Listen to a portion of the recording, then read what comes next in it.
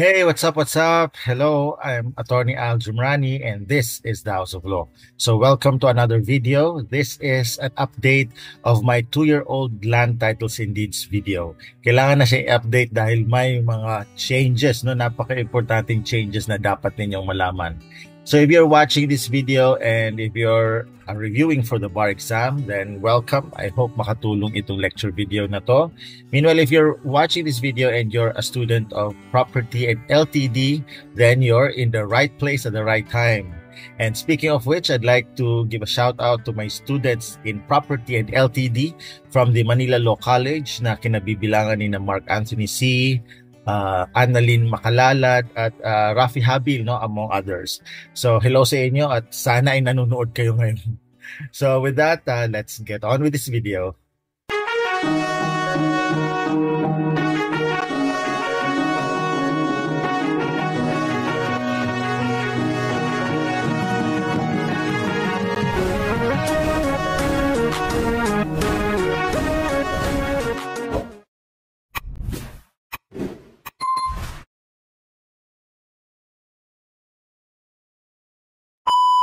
Okay, so here it is, Land Titles and Deeds Part 1. So nilagyan ko talaga ng 2024 lecture para sa susunod pag nag-edit or nag-revise ako, at least alam nyo kung anong taon ko inilabas yung video. Alright, so what can we expect from this video? Alright, so first, let's start with concept and kinds of property, followed by concept of ownership, limitations, modes of acquiring ownership and co-ownership. Also, pag-uusapan natin ang remedies to recover property. And then we move on to ownership of lands in the Philippines, major legislations on land registration. At dito excited tayo dahil pag-uusapan natin yung bagong batas. And then the torrent system, procedures to titling of land, free patents, and judicial confirmation of imperfect titles. All right, so let's begin.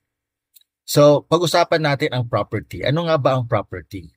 Property is defined under Article 414 of the Civil Code as a thing which is or may be the object of appropriation. So, based on this definition, the characteristics of property are, una, utility, that the property must have the ability to serve as a means to satisfy human wants. Meron siyang pakinabang sa atin. That's why it's may value siya sa atin, so to speak. Now, next is substantivity. It means that the property must exist independently of other things. Now, even if the property or a particular thing is attached to another thing, dapat it should keep or retain its identity or independence. But once a former independent property is merged with another property, well, unfortunately, hindi na siya property kasi yung kanyang earlier value is na-merge na dun sa itong bagong value na nabuo as a result of the merging. Okay, last characteristic is appropriability. It means that it can be the object of a juridical relation. And I think this is the reason why we own or acquire property in the first place.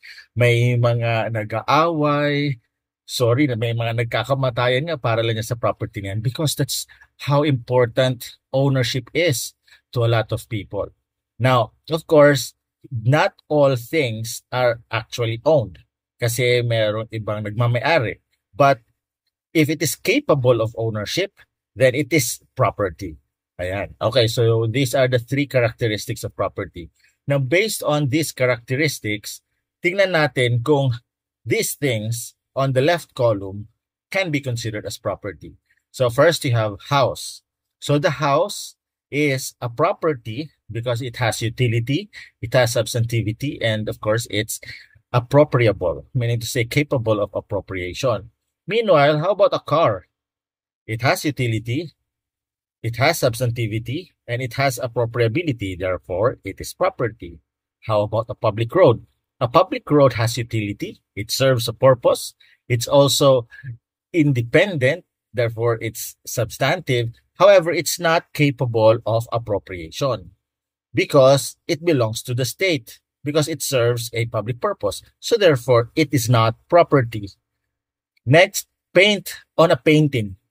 So it has utility. It serves a purpose, but it does not have substantivity. because it cannot be independent of the painting.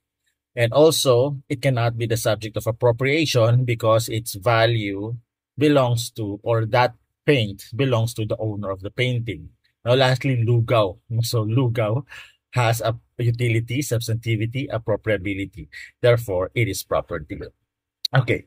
Now, property is classified into immovable property and movable property. So, let's first discuss immovable property.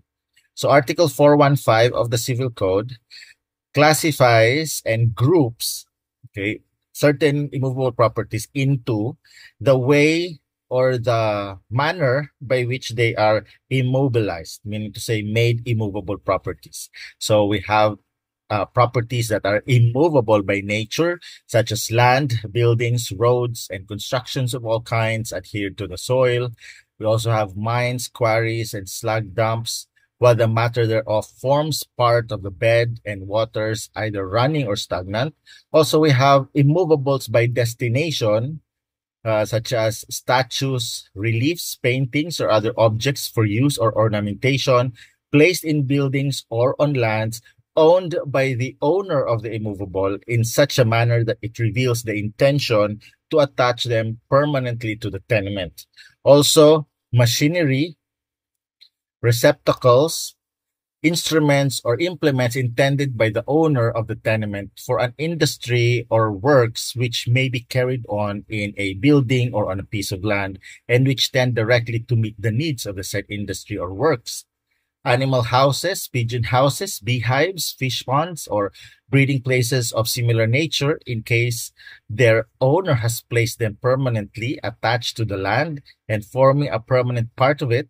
The animals in these places are included. Fertilizer actually used on a piece of land, docks and structures which, though floating, are intended by their nature and object to remain at a fixed place on a river, lake, or coast. Now note, ang pinaka-importanting feature nitong immovable by destination, which by the way is also called immovable by purpose, is that ang mga nag-attach o ang nagdikit nitong mga equipment, machinery, statues na to ay ang may-ari din nung immovable kung saan sila naka-install, naka-attach at nakadikit. Ibig sabihin, pag idinikit lamang yan or in-install lamang yan ng isang lessee or isang borrower ng land, hindi siya ang may-ari ng land or ng building, then hindi siya nagiging immovable by destination or by purpose. Instead, these fixtures will remain to be movables kasi separate or independent of the immovable, these things or these fixtures are movables kasi nga nalilipat mo from place to place. So nagiging immovable by destination lamang siya pag ang nagdikit ng mga ito ay yun ding may-ari ng building, ng lupa, etc. Alright, the next classification is immovable by incorporation. At ito ay ang mga land, buildings, roads, and constructions of all kinds adhered to the soil. We also have trees, plants, and growing fruits while they are attached to the land or form an integral part of an immovable. Everything attached to an immovable in a fixed manner in such a way that it cannot be separated therefrom without breaking the material or deterioration of the object. Now, dito, hindi kailangan na ang nag-incorporate o nag-install o nag-attach nitong mga fixtures, mga bagay na ito ay may-ari din nung immovable. So anybody can plant trees, growing fruits on that land, and those plants and trees will still be considered as immovable, no? Okay, so next would be immovable by analogy, and these are contracts for public works and servitudes and other real rights over immovable property. So for example, if merong real estate mortgage, a real estate mortgage is a servitude, over immovable property. So that real estate mortgage is considered as an immovable by analogy, but it's not a physical property. It's not tangible. Rather, it's intangible. Okay. Also, an easement of right of way. Now, if it is annotated on a person's certificate of title, then that in itself is also considered as immovable. So you have two immovables there. Immovable by nature, which is yung land, and also yung easement na naka-impose doon sa land na yon, which we call immovable by analogy. Alright, so some notes, yung iba dito, nabanggit ko na kanina. Buildings must be permanent in character, not merely superimposed. The owner of the building may be different from the owner of the land. Okay. Trees are real properties if they are adhered to the soil. Rex vinta, which are things attached to an immovable, are immovables if they are attached in a fixed manner, which cannot be separated from the immovable without breaking the material or causing a deterioration of the object. Rex vinta, ito yung immovables by incorporation. Statues, reliefs, or paintings must be placed by the owner of the building with the intention to attach them permanently to the tenements. Okay. Machinery, to be considered real, must be placed by the owner or his agent. Real rights to be considered real property must be over immovable property. So a real right over an immovable, a real right over a movable, for example, a chattel mortgage over a car is not an immovable. Now, while a thing may be real property by destination because it was placed by the petitioners in their factory built on their land, the contracting parties may validly stipulate that a real property be considered as personal. So, dapat sana, di ba, ano yan, real or immovable by destination. However, since they had an agreement, that agreement or stipulation renders that real property as personal property. So after agreeing to such stipulation, they're consequently stopped or prevented from claiming otherwise. Ito yung immovable by estoppel. Pero napaka-unique nito, no? At dapat pag i-apply natin yung konsepto ng immovable by estoppel, dapat kaparehas ang sitwasyon dun sa sitwasyon ng surge products versus PCI leasing. Alright, so now let's go to movable property. So under Article 416 and 417, dalawa lang ang classification or characteristics ng movables. So una, we have movable by exclusion. Next would be movable by description. So movable by exclusion if they are not included in Article 415. Meanwhile, movable by description if by its nature it can be moved from place to place and can be removed from the real property without impairment of the real property. So, dagdag na natin yung sinabi ko kanina na pagka yung fixtures, machinery, etc. ay inattach ng hindi nagmamayari ng lupa such as a lessee or a borrower or a bailee in a comodatum, then those fixtures, even though attached and is vital to the industry or business in that land, would still remain to be movable. Kasi nga, hindi na meet yung requirements or requisites ng immovable by destination. All right, so now let's do some tests. So based on what we have learned so far, ano tong mga ito? Itong nasa left column. Left ko, ewan ko sa inyo kung ano, malamang left din ninyo. All right, so first item, sacks of cement in a construction site. Immovable? No, but movable siya. Kasi nga, nasa sako pa siya yung mga semento na yan, no? And they can be moved from place to place. Meanwhile, cement forming the posts of the building, ayan, immovable na siya. Kasi nga, incorporated na. Ayan, so immovable by incorporation. Incorporated na siya dun sa poste ng building. Meanwhile, printing machine in a printing press. So this printing machine, we will assume that this printing machine, okay, without additional data, then we will assume that this printing press is owned by the owner of the same printing machine. So the person who attached the printing machine in a printing press is the same owner. So we will treat that as immovable. What kind of immovable? Immovable by destination. Meanwhile, a laptop is a movable. Hindi siya immovable kasi nga movable siya. You can, move it from place to place. Meanwhile, statues placed by the lessee on the leased property. Again, lessee lamang siya, hindi siya ang may-ari ng property. Therefore, it is immovable. It's not immovable by destination. Now, lastly, growing fruits harvested by the farmer.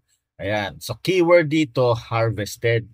Ibig sabihin, inani na. So, therefore, movable na siya. Okay, kasi sinabi natin kina doon sa enumeration, kung kailangan yung balikan nyo later.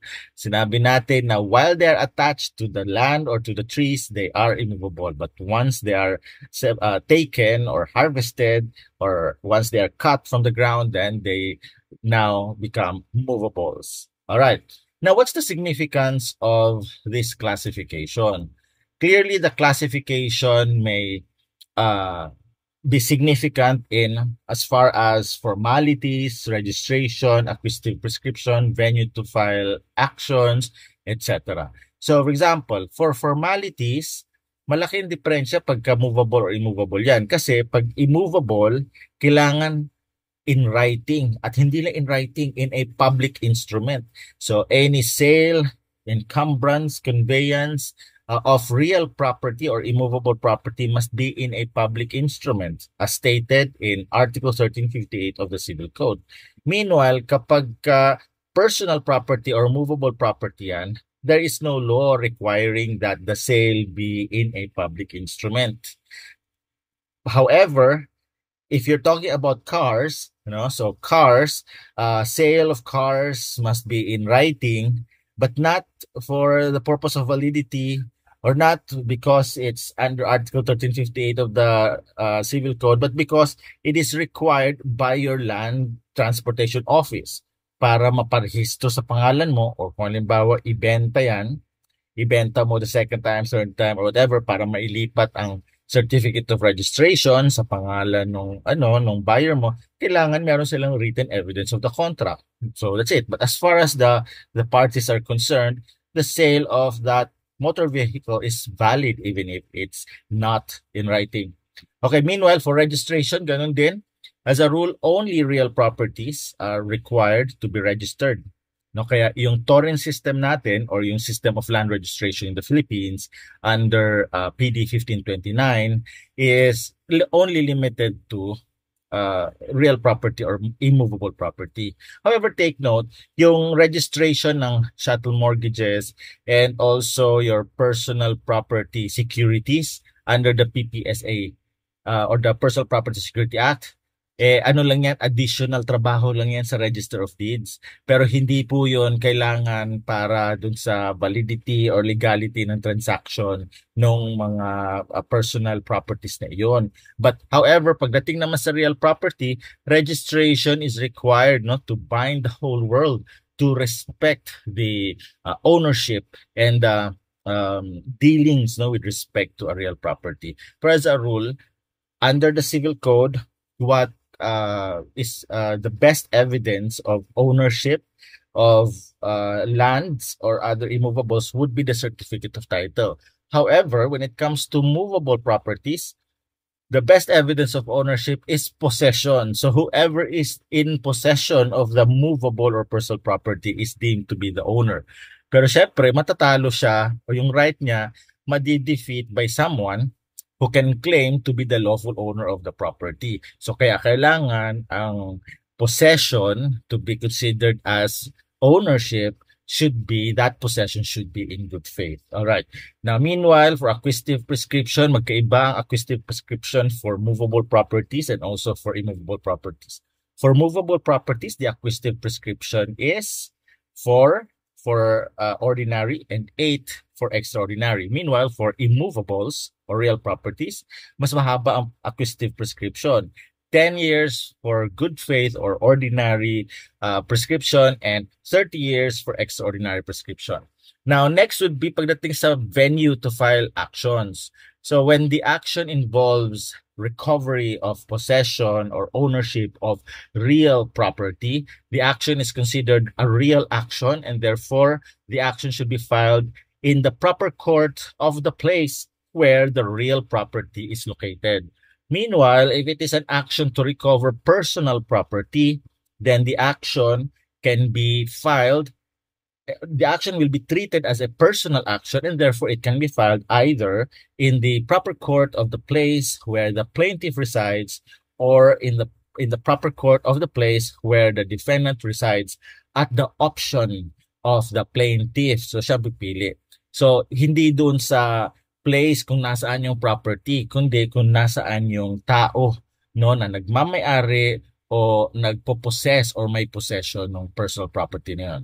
Now, meanwhile, for sale on installments, dalawang batas dyan, no? You have Article 1484 of the Civil Code or the Recto Law, which applies to sale of personal property on installment. And yung isa naman ay Republic Act 6552 or mas kilalang the Maceda Law, no, which applies to sale of real or immovable property on installment. Now, meanwhile, for double sale, magkaiba din ang rule and preference, depende doon sa property. So, if the property is movable or personal property, ang preference is, again, tulad na sabi ko kayo na, possession in good faith. Meanwhile, pagdating sa real or immovable property, ang preference or ang priority ay binibigay doon sa unang nag-register sa Register of Deeds in good faith. Now, lastly, pagdating sa local taxation, as a rule, only real properties are subject to real property taxation. Kaya nga, real property taxation. However, kung na-master ninyo or kabisado ninyo yung ating discussion on immobility, okay, by destination, ibig sabihin yung mga personal properties na nagiging immovable dahil they are attached or installed to an immovable, then those fixtures and other personal properties that are similarly attached will be considered as real properties. Therefore, pwede silang maging subject of real property tax. Alright, so okay na tayo sa background. Ngayon, pag-usapan naman natin ang ownership. So what is ownership? Ownership, as defined in the Civil Code, is the right to enjoy, dispose, and recover a thing without further limitations than those established by law or the will of the owner. Di ba? Napakaganda ng definition kasi napaka-broad, no? Napaka all-encompassing. Kumbaga, pag ownership, no, kaya kong gawin lahat dito sa property nito maliban or except those na pinagbabawal, no? Pinagbabawal ng batas o pinagbabawal ng will, no, ng may-ari.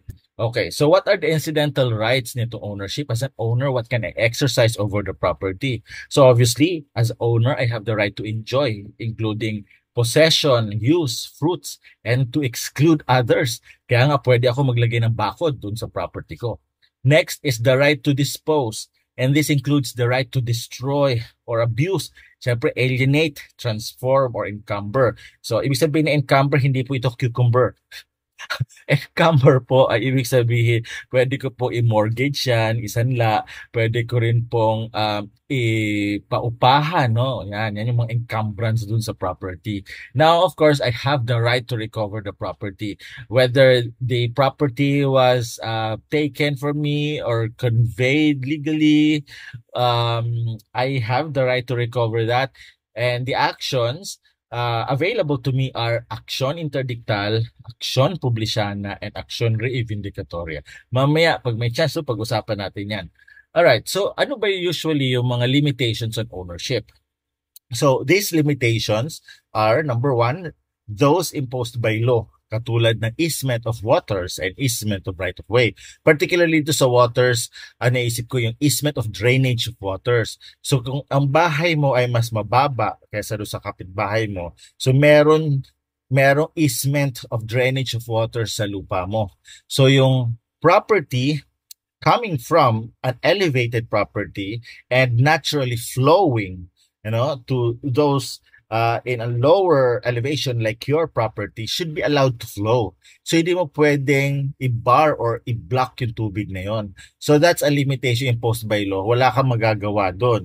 Ngayon, yung iba, nag-uusap na lang para gumawa sila ng kanal, no? Para maayos naman yung pag-flow ng tubig. Kesa naman yung basta kung saan-saan na lang kumakalat yung tubig dun sa estate nung nasa baba. Okay, another easement is the easement of right-of-way. So if your property is landlocked, ibig sabihin enclosed siya by other properties at wala kang access to a public road, then you have the right, kung ikaw yung may-ari nung nakulong na property, you have the right to ask for an easement of right-of-way through the other properties of your neighbors, no? Ngayon, syempre may mga requisites or may mga standards yan, no? Hindi basta-basta pwedeng humingi ng kalsada or ng espasyo dun sa property ng kapitbahay mo. May mga standards yan. Ang pinaka-importante dyan is there should be a balance between the shortest distance, no, between this landlocked property to the public road, and of course, least prejudice. Ibig sabihin, yung pinakamanliit or pinakamababang damage doon sa property na maapektuhan ng easement of right of way. Kaya pag hindi nagkasundo yung dalawang partido, then pwede silang pumunta sa korte at ang korte na ang magpapasya, no, kung saan at gaano kalaki ang right of way. Now, other limitations are those imposed through the inherent power of the state, such as the power of eminent domain, the power of taxation, as well as the police power. So itong mga powers na ito ay naayon or para sa kabutihan ng nakararami. So even if you're the owner of a private property, you cannot prevent the state from taking it or from restricting your use of the property pag ito ay para sa kabutihan ng mas nakararami. You know, we are all part of this nation, so we owe, you know, a duty to the nation na we assist or help the nation in making sure that the welfare of everyone is taken care of. So yan, yung eminent domain, binabawasan yung property mo para gawing kalsada, police power, may ipinagbabawal ng mga negosyo, may ipinagbabawal din ng mga kagamitan, no, dahil nga nakakasama sa public health, public convenience, etc. Okay, next would be limitations imposed by the grantor or transferor. So pagka ang isang property ay dinonate, no, dinonate nung halimbawa, ang tatawag natin diyan ay donor, no. So the donor may impose restrictions on the property. Plus, hindi lang restrictions, pwede din conditions na kailangan tuparin nung nakatanggap o yung donee. Halimbawa, nag-donate ng property si napakayaman na donor. Pero sabi niya, kailangan within 5 years magtayo ka dyan ng eskwelahan. So ikaw na donee, akala mo kaya mo nang gawin lahat ng gusto mong gawin sa property. Sorry ka, hindi pwede dahil meron kang condition, no? Meron kang responsibilidad na magtayo doon ng eskwelahan within 5 years. Ngayon, you might be wondering what could be done by or what will happen, no, pag hindi natupad yung condition na yon. Well, yung mga kamag-anak, kung buhay pa yung donor, the donor can revoke the donation. Pag patay na siya, yung mga kamag-anak niya, yung mga tagapagmana niya ay pwedeng mag-file ng action for revocation. Pwede nilang i-revoke yon dahil hindi mo natupad yung pinapagawa sa iyo. Alright. Next would be inherent limitations arising from conflict with other rights such as nuisance, no? So kung maingay, hindi ikaw maingay, no? Maingay yung bahay, maingay kayo sa bahay niyo dahil sa pag-videoke, what else? Nagluluto kayo ng kung ano man niluluto niyo na may masangsang na amoy, or halimbawa, meron kayong mga structure sa labas ng bahay niyo, no, na delikado para sa mga ibang motorista or sa mga taong dumadaan dyan. Pwede pong ipagiba, ipasira at ipasara, no, ng gobyerno yan pursuant to the law on nuisance. Ang remedy na tawag doon ay abatement of nuisance. Okay, now lastly would be limitations imposed by the owner himself. So ikaw na nagmamayari, let's say gusto mong paupahan yung property mo, then you will be imposing limitations on your property. Kasi nga pinaupahan mo, so therefore someone else has a better right to the possession of the property. At in fact, pagka ginulo mo ang iyong lessee or your renter, pwede ka ring sampahan ng forcible entry, no? Plus damages kasi bakit mo siya ginugulo. Alright. Now, speaking of ownership, paano ba nagiging may-ari ang isang tao? What are the modes of acquiring ownership? So, Article 714, no, I think it's Article 719, or is it 712? I-check na lang natin. Ayoko magkamali. Okay, mabilis lang to. 71, modes of acquiring, 712. Okay, Article 712 of the Civil Code provides for the following modes of acquiring ownership. So we have occupation, intellectual creation, donation, succession, tradition or delivery, law, and prescription. Now, occupation, however, is limited only to personal property. Hindi po pwede ang real property. Ownership cannot be acquired over real property through occupation. So obviously, occupation here is activity, hindi ito occupation na parang possession, no, yung bang pupwestuhan mo yung property.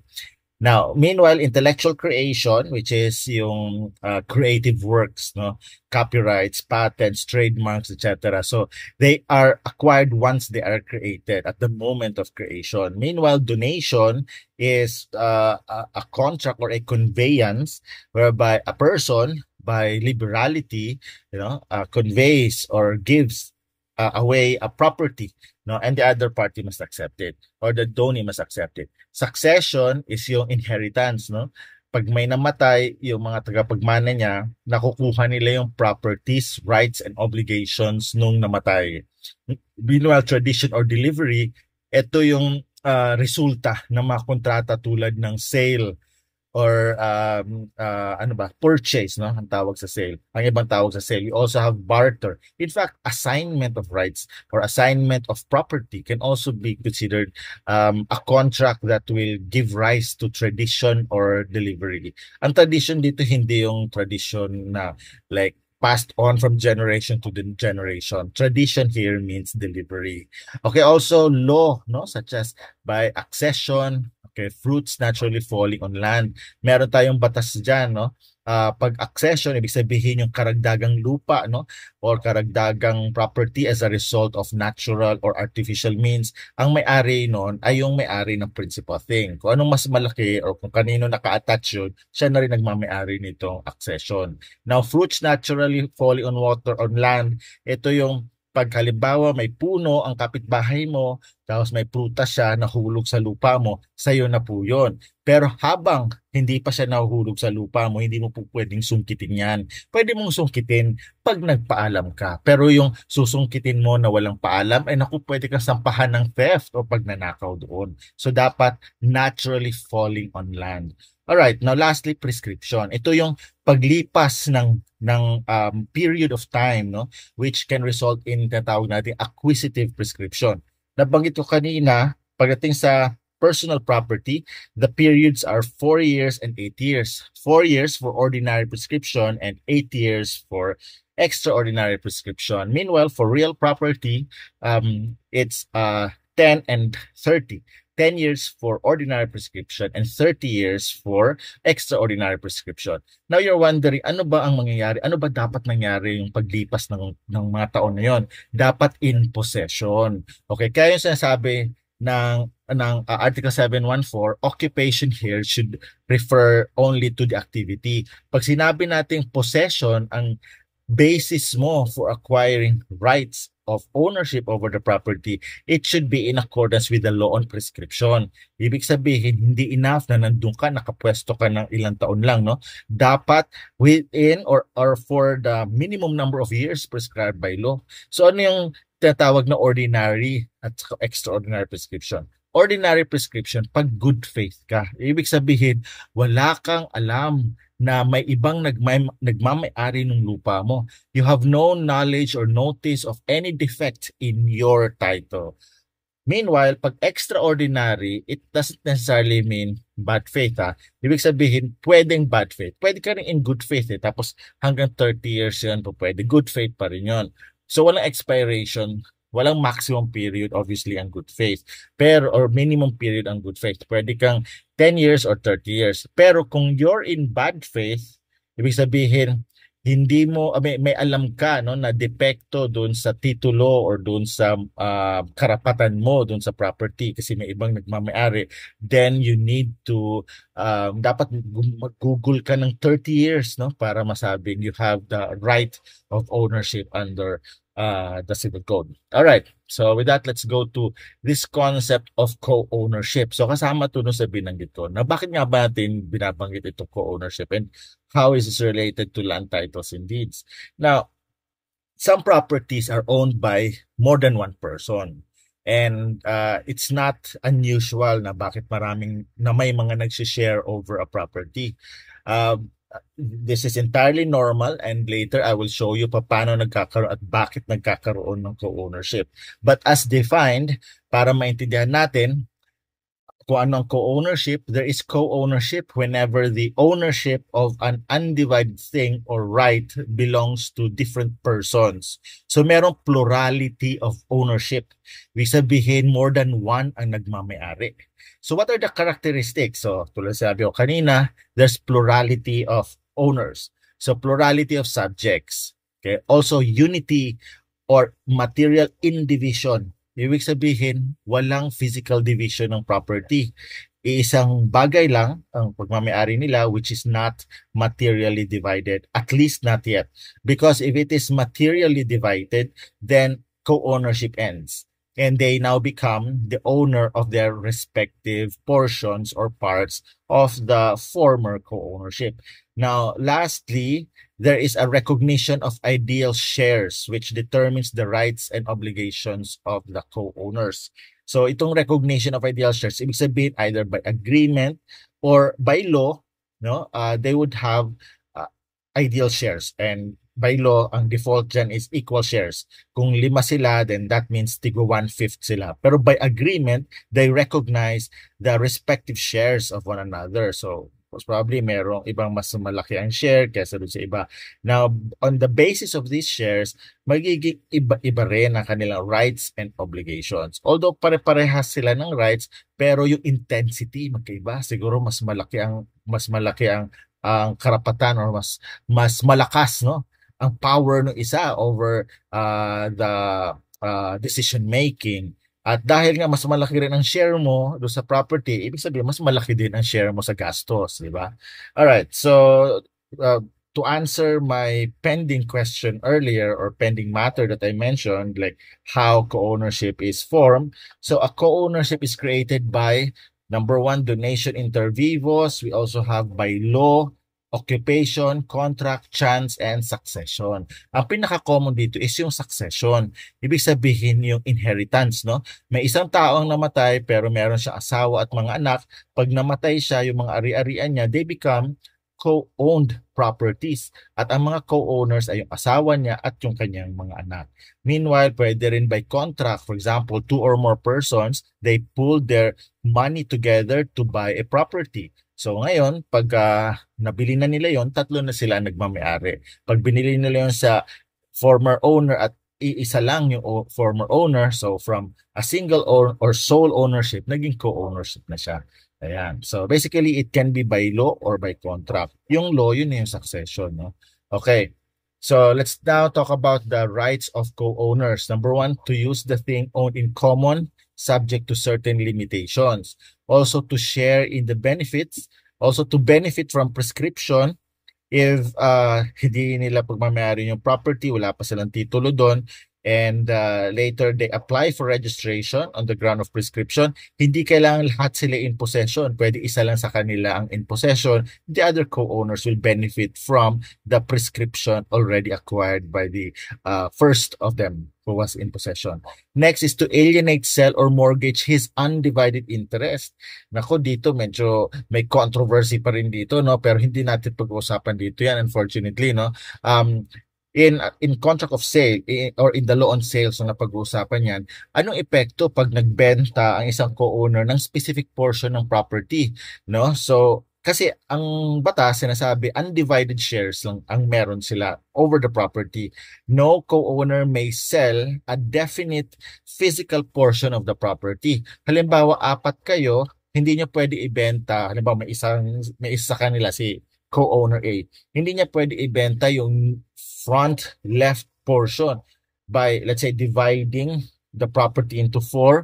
Tapos sabihin niya, well, ako ang panganay or ako ang pinakamatanda or ako ang una dito sa property na to or ako ang may pinakamalaking naiambag dito sa property na to, pues ako ang pipili, ako ang main character dito. Hindi gano'n, no? Kasi nga walang physical portion na pwedeng ibenta while the property is under co-ownership.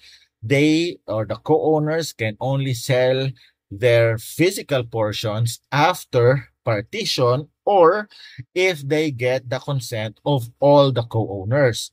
Ayan. Kasi nga ang rule, pwede lang nilang ibenta or i-mortgage ang kanilang undivided interest, which is yung portion, percentage, etc. But no physical portion would be sold. Now, next is to substitute another in the enjoyment unless personal rights are affected. So parang sa bliss, no? Pwedeng may ibang tao na mag-enjoy ng property for and on your behalf unless personal rights lamang ang meron sila. Ibig sabihin yung sila lang mismo ang pwede mag-exercise, no? May usapan sila na dapat tayo-tayo lang, no? From mula simula hanggang sa huli till death do us part. So walang ibang pwedeng sumali sa atin or walang pwedeng mag-substitute or ano tawag? Sorry, hindi ko masyado kabila. Sumalili. Ano ba? Humalili pala, sumalili. Humalili, no? Sa isa sa atin o sa atin dito. All right. Now, the right to redeem a share of a co-owner if the latter sells the same. Again, under the law on sales, meron din tinatawag na legal redemption by co-owners. All right.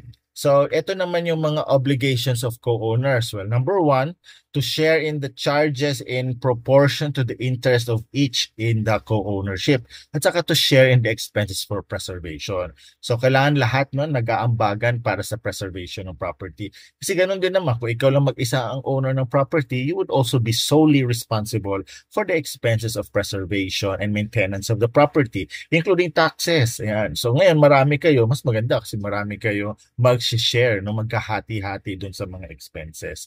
Alright, but then again, the law does not encourage a perpetual co-ownership. So that's why a co-ownership may be terminated, no, by law or by agreement of the parties. So what are the grounds for extinguishment of co-ownership? So we have consolidation or merger in one co-owner. Let's say one co-owner buys the interest or shares of the other co-owners. Also, acquisitive prescription in favor of a third person or a co-owner who repudiates the co-ownership. Again, dito kasi dahil may publicly known owners, so hindi pwedeng good faith. So doon tayo sa extraordinary prescription. No? Okay, so 30 years. Now, meanwhile, loss or destruction of the property co-owned. So loss, if you know, under both obligations and contracts, well, in general law, no, the loss of the thing extinguishes rights and obligations over the property. Now, meanwhile, partition, yun yung sasabi ko, no, partition is an agreement or even an order of the court, no, physically dividing the property and allocating or assigning specific portions to the respective co-owners. Also, expropriation, when the state takes the property for public use. However, yung just compensation na ibabayad ng government dun sa mga co-owners or dun sa nagmamayari, yun ang paghahatian ng mga co-owners according to their respective shares or according to their portion, so yung mga percentages nila dun sa property. And lastly, termination of period agreed upon by the parties.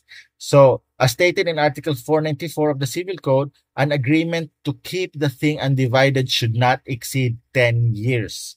Okay, so when you, let's say, buy a property as co-owners, you have 10 years not to remain as co-owners. However, they can extend it now by a new agreement. So, pwedeng 1,000 years. But every time the 10 years expire, then dapat mag-renew kayo na mag-renew. Pero paano kung namatay na, no, yung mga co-owners? So the rights in the co-ownership will be transmitted to the heirs. So ang mga heirs lang yan ang mag-decide if they want to continue the co-ownership. But kung napakahirap niya, no, it's so difficult to keep up. So what they can do, sila mismo, they will execute a definite term, no? So 10 years. And after that, they partition. Or maybe they can extend, no, habang meron pang buhay sa kanila for another 10. But the death of any of the partners could be used as a ground to terminate the co-ownership. All right. So, okay, extinguishment of co-ownership. Meron pa last, no, yung sale of property co-owned. Siyempre, pag nabenta na nila yan, yung proceeds ng sale, yun ang paghahatian ng mga parties. Okay, so andito pala yung sasabi kong controversy, no? So, andito yung mga rulings ng Supreme Court. So, una, as I've mentioned earlier, the sale of a definite portion of a co-owned property requires the consent of all the co-owners. But if meron ng partition, technically, wala nang kailangang consent, no? Kasi nga, nasa iyo na, binigay na, inallocate na, inassign na sa iyo yung portion na yan, pwede mo na talaga ibenta. But if that co-owner wants to sell a portion of a co-owned property, then dapat may consent of all the co-owners. Without the unanimous consent, a co-owner can only convey his undivided aliquot interest over a co-owned property. He or she has no right to divide and thereafter convey definite portions thereof. In fact, in this case, Cabrera versus Isaac, the Supreme Court dubbed the sale or considered the sale by a co-owner of a definite portion of the co-ownership as a void contract. All right. Now, in the case, however, of Bulato versus Estonactok, the Supreme Court said the contract entered by the disposing co-owner is ineffective for lack of power in the vendor to sell the specific portion described in the deed, but makes room for a subsequent ratification of the contract by the other co-owners or validation in case the disposing co-owner subsequently acquires the undivided or pro indiviso interests of the other co-owners. You see, if you will remember in your obligations and contracts, may pagkakaiba ang void contract sa ineffective contract, which by the way, pag sinabi natin ineffective, that could be unenforceable, no, in the for defective contracts. No? Ang defective contracts natin are void, voidable, rescissible, and unenforceable. So saan mo ipapasok doon yung ineffective? Obviously, doon sa unenforceable. Bakit? Kasi capable of ratification. Now, ang void contract, hindi siya capable of ratification. So ang laki ng diferensya, no? Nung sinabi ng Supreme Court sa Bulataw na this is ineffective, only ineffective, ibig sabihin pwedeng i-ratify ng mga co-owners after the sale. So pag nalaman nila na nagbenta pala itong isang kasamahan nila, they can all agree na, oh sige, it's okay, benta mo na. Ayan. Now, ngayon, or nabenta mo na pala, so okay, ayan. Sana all, may buyer. Meanwhile, dun sa una, kahit na nalaman nila after the fact, the sale would still remain void. So therefore, yung nakabili, wala talagang karapatan sa property. Okay, so yan yung development o legal development. Now next, meron pa isa. In 2022, the Supreme Court in Reyes versus Garcia said that a co-owner may alienate an inchoate portion of the subject property which belongs to him or her. As mere part owner, he or she cannot alienate the shares of the other co-owners. The co-owner's sale of the co-owned property will only affect his or her own share, but not those of the other co-owners who did not consent to the sale. Kaya nga ang problema, what if ang binenta mong physical portion is sobra pala doon sa share mo? Kasi nga wala pang division eh. Ngayon, hindi naman ganun kadali na i-divide mo siya, halimbawa 4 kayo, tapos para ka nagsaslice ng cake or pizza into 4. So, hindi ganun kadali kasi nga iba-iba ang shares. Now, even if equal ang mga shares ninyo, there must still be an agreement or decision kung kanino yung portion na yun, yung harap, likod, right side or left side, di ba? So, kaya hindi po pwede, katulad ng sinabi ng Cabrera versus Isaac, hindi mo pwede na wala mo ng prior partition or consent ng mga parties. But then again, remember na po pwede talagang ibenta ang sariling share. Pero paano nga kung sumobra ka? Diba? That's the dilemma. Kaya, sabi ni Reyes versus Garcia, the appropriate remedy in case of a sale of a specific portion or definite portion of a property is not a nullification of the sale or for the recovery of the thing, but a division of the common property. So pagka ganun ang sitwasyon, may isa sa mga co-owners na nagbenta ng physical portion ng property, then wag ipanalify yun. Wag din action for recovery of ownership. Ang proper remedy is partition. No? So by an action for partition, the court will now determine kung tama ba yung binenta or sabi as far as the area is concerned, and also the co-owners can also argue no kung yung portion ba na yun is para dun sa kasamahan nila nagbenta or hindi para sa kanya, etc. So only through partition will the situation or the dilemma be resolved. So hindi agad-agad nullification, hindi pwedeng nullification or recovery of ownership kasi we have to recognize the right of the co-owner. Meron talaga siyang karapatan to sell his share or his undivided portion in the property. Yung nga lang binigyan niya ng area, no, a physical form. So yun ang ayusin natin, yung physical form na yan. Ito ba, wasto ba ito? Yan ang magiging issue sa partition action na ifa-file. All right. So with that, let's now talk about remedies to recover property. Remember what I said earlier, that an owner has the right to recover the property. So these are the remedies. So una, action interdictal, or a summary ejectment proceeding, which may be either for forcible entry, or also called detentación, or unlawful detainer or desahucio, for the recovery of physical or material possession, where the dispossession has not lasted for more than 1 year, or and should be brought in the proper inferior court or the first level court. Now, action publicana, or the plenary action to recover the better right of possession or possession de jure, which should be brought in the proper inferior court or first level court or the regional trial court, depending upon the value of the property. When the dispossession has lasted for more than 1 year, or for less than a year in cases other than those mentioned in Rule 70 of the Rules of Court. Yan. So next remedy would be action reivindicatoria or reivindicatory action, which is an action for recovery of ownership, which must be brought in the proper inferior court or regional trial court, again, depending upon the value of the property. Now, lastly, meron din tayong tinatawag na quieting of title. And this is a remedy for the removal of any cloud or doubt or uncertainty on the title to real property by reason of any instrument, record, claim, encumbrance, or proceeding that is apparently valid or effective on its face, but is in truth and in fact invalid, ineffective, voidable, or unenforceable, and may be prejudicial to said title. So the competent court is tasked to determine the respective rights of the complainant and the other claimants, to place things in their proper place and to make the one who has no rights to said immovable respect and not disturb the other. Haba ng definition ng Supreme Court talaga. No, pwede ba simplihan? Well, pwede po. Ang quality of title ay tatawag din na removal of cloud. So kung ikaw ang may-ari ng property, or hindi ka nagmamay-ari ng property, pero may isang nagmamay-ari or may isang nag-claim, no, na may umaangkin ng property na to, tanungin mo, sino ka ba?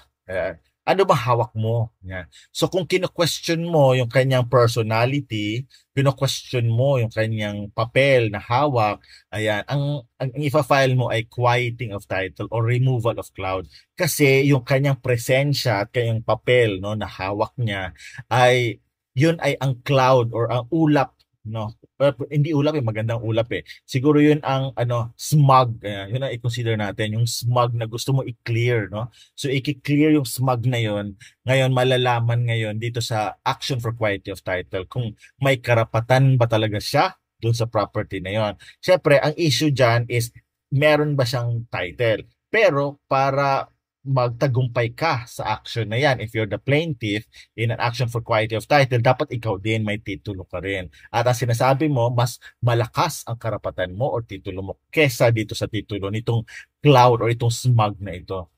Smigo. Smog. Ano ba yun? Sa Lord of the Rings. Anyways, okay na tayo dun sa mga remedies to recover property, ha?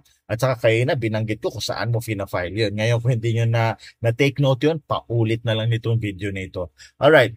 Next, who owns lands in the Philippines? Andito na tayo sa tinatawag nating Regalian Doctrine, because from the state, emanates all the rights to ownership in lands in the Philippines. Lands lang. Pero the right to property, of course, is protected and recognized under the Constitution. Kaya nga sabi sa Article 3, Section 1 of the 1987 Constitution, no person shall be deprived of life, liberty, or property without due process of law. Ibig sabihin, inherent na sa atin, no? Kumbaga, pinanganak tayong meron na nitong karapatan to property. Pero kung gusto mo ng lands in the Philippines, ay wala kang natural right, to own lands in the Philippines. It should be in accordance with the laws of the Philippines or of the state. Now, bakit yung iba pinanganak ng mga properties na sila? Teka lang, yung mga properties na yun, minana naman nila yon. Ibig sabihin, yung mga ninuno nila ang nagpakahirap, no, at nagtiyaga na magkaroon ng lands in the Philippines, at they were able to comply with the requirements of the law, and so that's why they were issued certificates of title to these properties, which certificates of title were carried on from generations to generations hanggang dito sa friendship mong napakayaman, di ba? Alright, so now let's discuss what is this Regalian Doctrine. So all lands of the public domain belong to the state, and that the state is the source of any asserted right to ownership in land and charged with the conservation of such patrimony. Ayan. So siya nagmamayari ng lands of the public domain. Now, this doctrine, as a bit of history, was first introduced by the Spaniards. Upon the Spanish conquest of the Philippines, ownership of all lands, territories, and possessions in the Philippines passed to the Spanish crown. O, di ba? Meron na agad tayong maiisip na exception agad dito. Dahil ang Regalian doctrine became ingrained only from the time the Spaniards came. So all lands that the Spaniards started taking belong to Spanish crown, and so moving forward, yun lang yung mga na-carry over, no? So ibig sabihin yung mga properties that were already private in nature, meaning to say those that were owned by our ancestors, by the indigenous peoples and communities, hindi po kasama sa Regalian Doctrine. Dahil bago pa man dumating ang mga Spaniards, pagmamayari na ng ating mga katutubo ang mga properties na iyan. Okay. So, what lands belong to the public domain and those that are available for private ownership? Di ba sinabi ko noong few minutes in this video, sinabi ko na for a thing to be considered property, it must have the character, or is it the characteristic? The characteristic of appropriability. Ibig sabihin, it can be appropriated or owned. We are referring to private ownership. Kaya nga dun sa isa sa mga examples, hindi kasama sa property ang public road, because a public road is land of the public domain, not available for private ownership. So ano itong mga lands of the public domain? Muna, tingnan muna natin yung mga hindi po pwede, at saka ano naman yung po pwede. Alright, so for the lands of the public domain, okay, these lands are enumerated in your Article 2 of the Constitution, no? So these are, no, not Article 2, Article 12 of the Constitution. I think Article 12, Section 2. Now, these are your forest lands, agricultural lands, timberlands, mineral lands, national parks. Ayan, so hanggang national parks. Now, these are obviously devoted and are by nature different, no, from each other. So forest lands, as the name suggests, they are supposed to be forests. So you have flora and fauna in these areas. Also, agricultural lands are lands developed or capable of being developed for agriculture. Also, timberlands, ayan, maraming mga puno dyan sa timberlands na yan. Also, mineral lands, so maraming mga miniminang mga minerals dyan, mga gems, at saka mga mamahaling mga bato. And then also you have national parks, or these are the reservations, no, mga protected areas. Okay, now of all these, isa lang ang pwedeng maging subject of private ownership, yung pwedeng angkinin ng isang pribadong individual, and that is agricultural lands. Okay? So, meanwhile, take note that the classification and reclassification of public lands into alienable or disposable mineral or forest land is the exclusive prerogative of the executive department and exercised by the president or by the secretary of the DNR. So kaya yung mga classification na yon nagva-vary yun, no? Nagbabago-bago siya. So one day a land may be classified as forest land, tapos because it doesn't act like one anymore, ibig sabihin hindi na siya nagsiserve ng purpose niya as a forest. Oh, too bad for the animals, for the wildlife, no? Pero ganoon talaga, pag hindi na siya supportive of wildlife and it's no longer considered as a forest, it can be converted and reclassified, no, as a pwedeng agricultural land, pwedeng timberland, etc. So pwedeng ganon. And that power or prerogative is given to the president as well as the Department of Environment and Natural Resources. And take note that mere possession by private individuals does not create a presumption that the lands are alienable and disposable. Thus, only agricultural lands can be alienated. Okay, mali ata. Dapat inuna ko muna itong third bullet para tamang segue, no?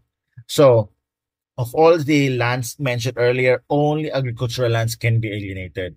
However, there must be a positive act on the part of the state declaring the agricultural land as alienable and disposable. So, yan yung tatawag na A&D certification, that the land, the public agricultural land is alienable and disposable. Thus, sabi ng Supreme Court sa Collado versus Court of Appeals, mere possession by private individuals of lands does not create a presumption that the lands are already alienable and disposable. Okay, kailangan may positive act on the part of the state. Okay, now meanwhile, ito naman yung lands of the public domain not subject to alienation based on Article 420 of the Civil Code. And these are number one, those for public use, like roads, parks, and wharves. Those for public service, such as government buildings and markets. Those for the development of the national wealth, such as forest lands and mineral lands. So, ano epekto nito if these properties or lands are classified or reserved for public use, public service, and the development of national wealth? Clearly, they cannot be alienated or leased or otherwise be the subject matter of contracts. Also, they cannot be acquired by prescription against the state. Yung sinasabi nating ordinary or extraordinary prescription as a mode of acquiring ownership. Sorry, hindi po pwede yan sa state, no? Hindi yan uubra sa state. Okay, dapat yung mga public agricultural lands lamang na alienable and disposable. Okay, na pinag-uusapan natin ang ownership of public agricultural lands. Ang tanong, ang mga AFAM ba, pwede ba silang may-ari ng lupa dito sa Philippines? So let's talk about the foreign ownership of lands. So in Krivenko versus Register of Deeds, a 1947 case, the Supreme Court observed that bago ang 1935 Constitution, pupwede. Pero after the 1935 Constitution and also under Section 24 of the Public Land Act number 2874, aliens could acquire public agricultural lands can no longer acquire lands in the Philippines. Before 1935 Constitution, at saka dahil nga dito sa Section 24 of Public Land Act number 2874, aliens could acquire public agricultural lands used for industrial or residential purposes. But after the 1935 Constitution and under Section 23 of CA 141, the right of aliens to acquire such kind of lands was completely stricken off, undoubtedly in pursuance of the constitutional limitation. Ano yung constitutional limitation? Sabi sa Section 2, Article 12, these agricultural resources shall be conserved in the hands of Filipino citizens. And now, yung pag-allow sa isang foreigner na to buy lands, no, even if secondarily, ibig sabihin, even after the land has already been titled, to a private individual, it will defeat, the very purpose, of the prohibition. So the prohibition applies, doon sa original acquisition and even to subsequent acquisitions. So yan, nasa constitution kasi, so bawal talaga. Kaya nga 'di ba, pagka pinag-usapan ang chacha or charter change, isa ito sa mga gusto nilang i-chacha, gusto nilang palitan. Now, we can't obviously make a decision right now, whether that would be good for the country if foreigners will be allowed to buy lands in the Philippines. I think there should be a deeper study. All sectors, all experts, both legal pati non-legal, kasi nga itong usapin na to hindi lang to legal ang issue Dapat ang usapin na to, dapat i-consider rin natin ang environment, i-consider rin natin ang potential or lack of potential, etc. Kaya kailangan pag-usapan ito sa tamang panahon, sa tamang lugar, and with the right people. Okay? So let's go to some cases. In Bumer versus Amores, it held that a foreigner who bought or who used his property to buy public lands in the Philippines cannot seek reimbursement. Kung halimbawa later on pinagbawal at pinawalang bisa yung kanyang pagbili ng property na yon, hindi po siya entitled sa reimbursement kasi nga in violation na siya ng constitutional prohibition. So it held that the foreigner acquired no right whatsoever over the subject properties by virtue of its unconstitutional purchase. It said that equity will follow the law and will not permit that to be done indirectly, which because of public policy cannot be done directly.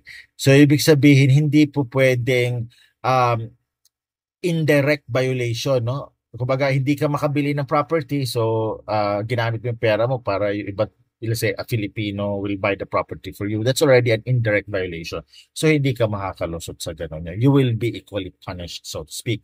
However, take note na itong prohibition na to acquire lands in the Philippines does not apply to buildings and other improvements of the land. So, ibig sabihin, a foreigner can buy condominium units, can buy buildings, provided that the land is titled to a Filipino.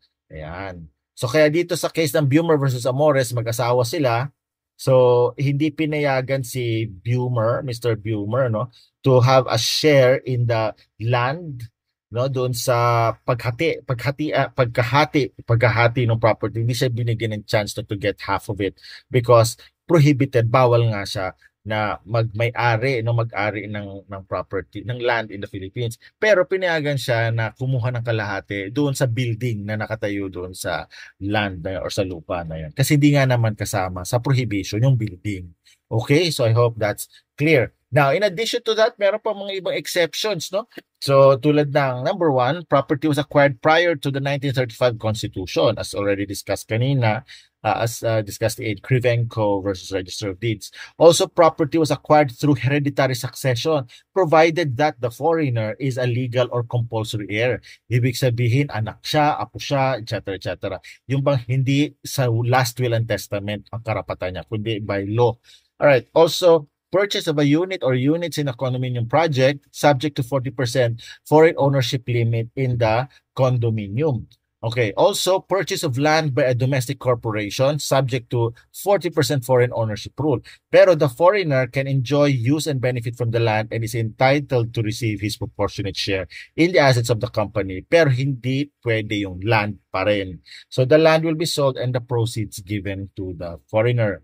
Also, former natural-born citizens who are now foreigners may be a transferee or a buyer of private lands. Also, transfer to a qualified Filipino.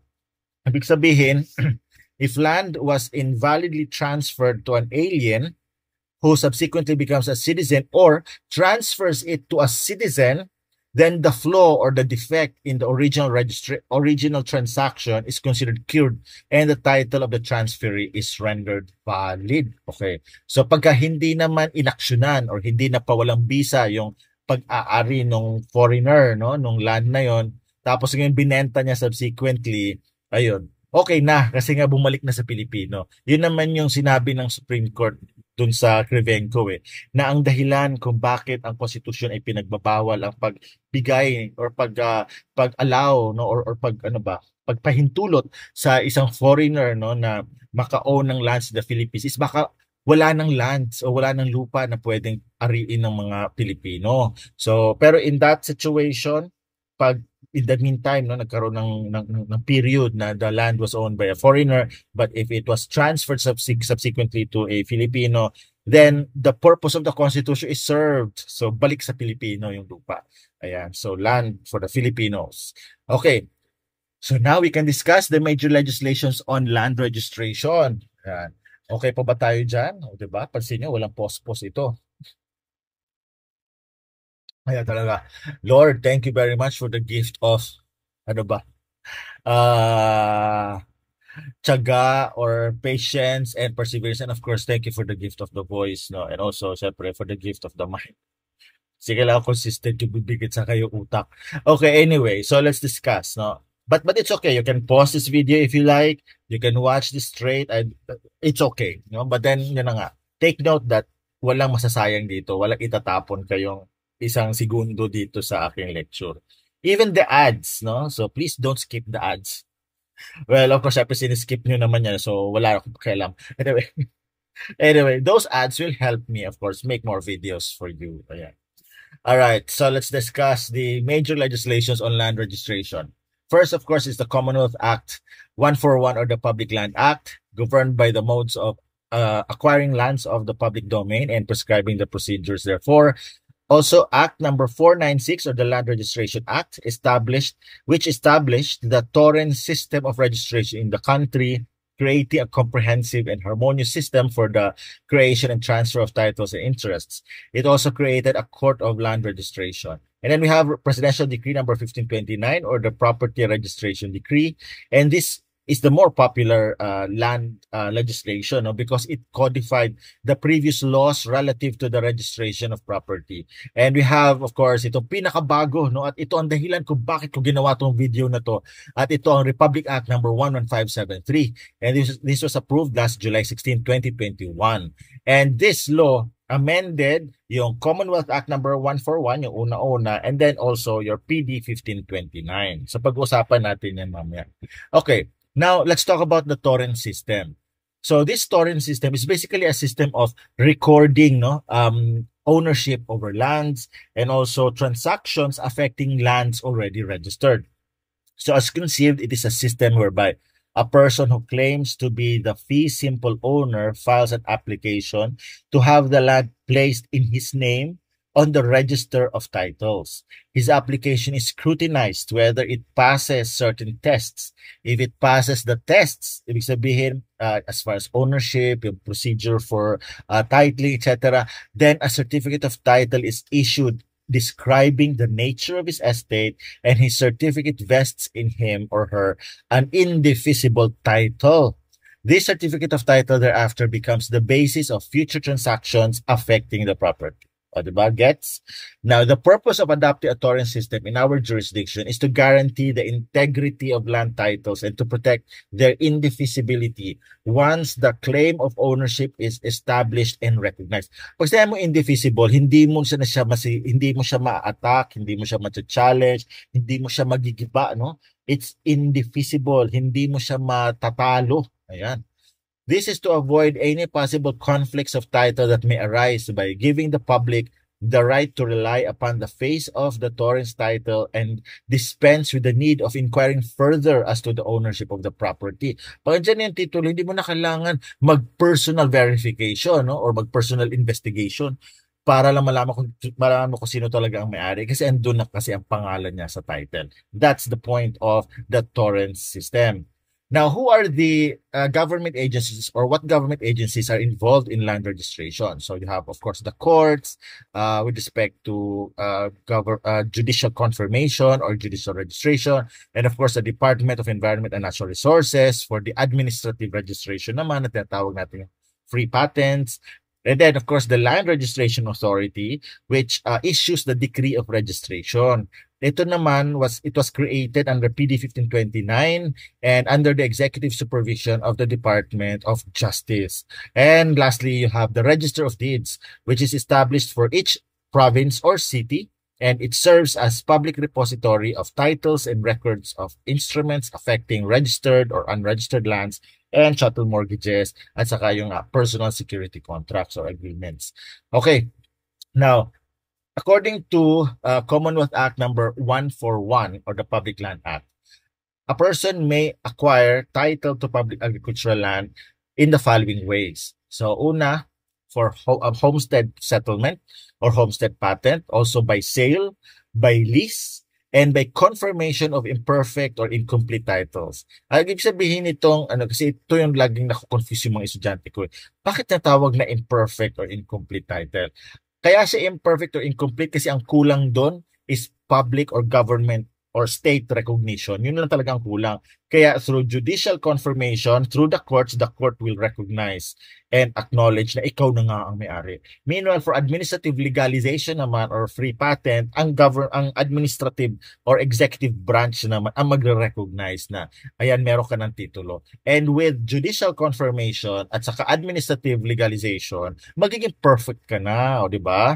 So, parang tumalsik pa yung laway ko doon. Okay. Perfect. Ayan. So anyway, kaya nga, di ba, by confirmation of imperfect or incomplete titles, magiging perfect na ang title mo. Alright, so what is homestead patent? So it is a mode of acquiring alienable and disposable lands of the public domain for agricultural purposes, conditioned upon actual cultivation and residence, no? So kaya kailangan talaga may actual cultivation ka dyan. At kailangan yun ang dahilan kung bakit ka nag-a-apply, no? Kasi nga, sasakahin mo, tama ba? Saka.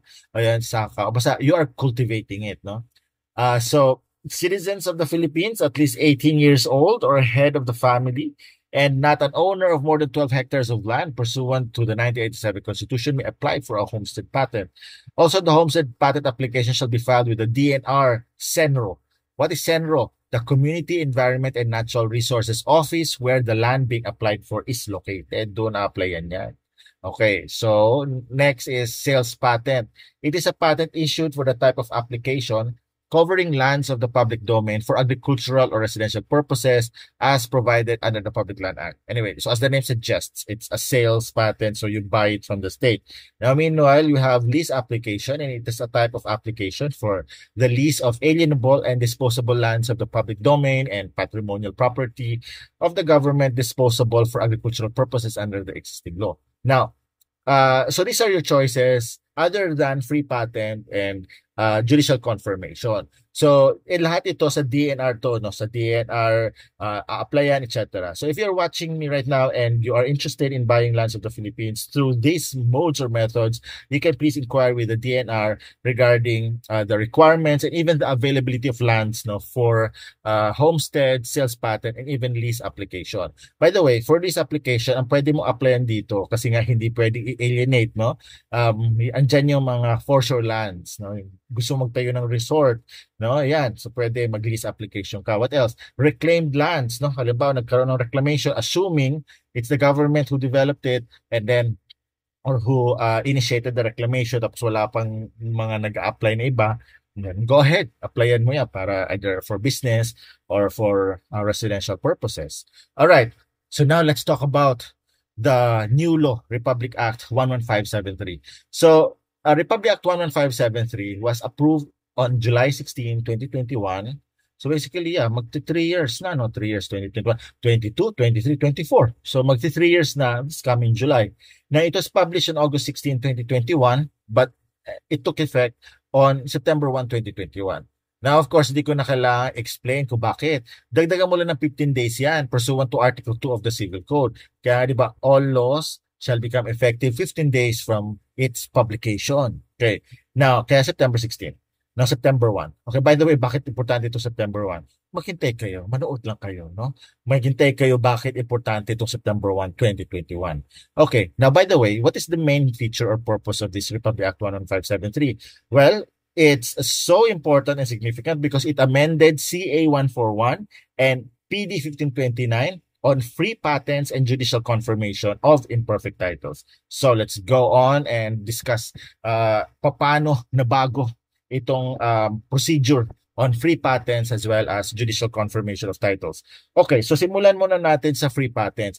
Background muna tayo, ano ba ang mga batas on free patents? So we have CA 141 as amended by PD 1073, which provides the procedure. Okay? Pag-usapan natin ang procedure later. Now, also we have Republic Act number 10023 or the Free Patent Act approved March 9, 2010, which is applicable to residential lands. It used to be that pag sinabi natin free patent, agricultural lands lang. Ngayon po pwede na applyan ng free patent ang mga residential lands. Now, we also have Republic Act 11231, the Agricultural Free Patent Reform Act, no, approved February 22, 2019, which removed restrictions regarding acquisitions, encumbrances, transfers, etc. So, doon sa mga nakakaalam, pagka na-issuean ka ng free patent, hindi mo pwedeng ibenta, hindi mo pwedeng isanla, no, within 5 years, no, from the approval of the free patent. Ngayon, dito sa Republic Act 11231, tinanggal na yung, ang mga restrictions na yan. Kaya starting 2019, all lands that were acquired by free patent can immediately be sold. Pwede mo agad isanla yan. Hindi mo na kailangan maghintay ng 5 years. Alright. Also, Republic Act 11573, which amended, no, and modified the procedure for free patent as provided under CA 141. Alright, pag-usapan muna natin yung residential free patent. Ito kasi hindi masyado nalalaman na pag-usap at hindi rin na ituturo at kukonti lang nakakaalam nito residential free patent. As I've said, it used to be that only agricultural lands can be the subject of free patent. But now even residential lands can be the subject of free patent. Now, to apply for free patent, the following are the qualifications. First, any Filipino citizen who is an actual occupant of a residential land. Okay, now what are the size limits of the land? In highly urbanized cities, dapat not exceeding 200 square meters. Okay? So, on the average, I think mga houses na may garahe ganyan. I think na nasa mga 100 yan, no? Yeah, so isipin nyo, diba, yung lands ninyo ngayon, if you're watching this and hindi pa titled yung mga properties ninyo, tingnan nyo kung gaano kalaki. Pag hindi lalagpas yan ng 200, kasi ang 200 malaki na yan eh. No? Kung yung bahay ninyo, kahit nga walang garahe, no? Lalo na kung walang garahe yan.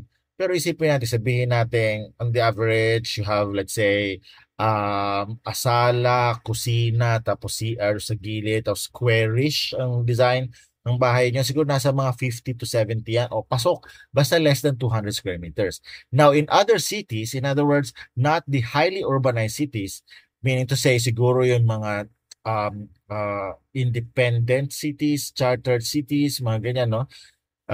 Then pwede ang up to 500 square meters. So doon mas malaki. Mas malaki ang pwedeng applyan ng free patent. So in first and second class municipalities, not exceeding 750 square meters, and in all other municipalities, not exceeding 1,000 square meters. Okay, na for sure ito mag-iisip kayo, ano kaya yung classification ng lugar namin doon sa probinsya? Google is the key. Okay, i-type nyo lang po yung title, yung pangalan ng ano ninyo, ng syudad ninyo. In fact, you can go to Wikipedia directly na kasi baka i-lead din kayo sa Wikipedia. Nandun sa Wikipedia, napaka-detailed na description ng isang LGU, no? So nandun yung classification, nandun din yung history, etc. Nandun, makikita nyo kung ano kayo, first, second, or third class municipalities. So take note, pagka the lower the classification, mas malaki ang pwede mo applyan. Imagine 1,000 square meters. I think this is 1 hectare, no? I'm sorry, di ako magaling sa sa conversion. Anyway, so these are the land size limits under RA 110023. Now, the land applied for must not be needed for public service or public use. Di ba sinabi ko kayo na dun sa under the civil code, what lands cannot be alienated? Yun yung mga lands for public service, public use, and the development of national wealth. Eh dito nga hindi nalagay yung development of national wealth eh. Pero okay lang kasi malamang hindi rin naman for residential purposes ang mga mineral lands. Diba? Ayun, mga mineral lands, forest lands, eh, hindi naman yan for residential purposes. So pag residential ang ina-applyan mo, so most probably ito na, no, may kalsada na and everything. So kaya ang applicable na lang talaga, ang material or significant na restriction is yung if the land is not devoted for public service or public use. Okay. Now, the act covers all lands zoned as residential areas, including town sites. So, dapat pasok dun siya sa zoning, no, na residential na area.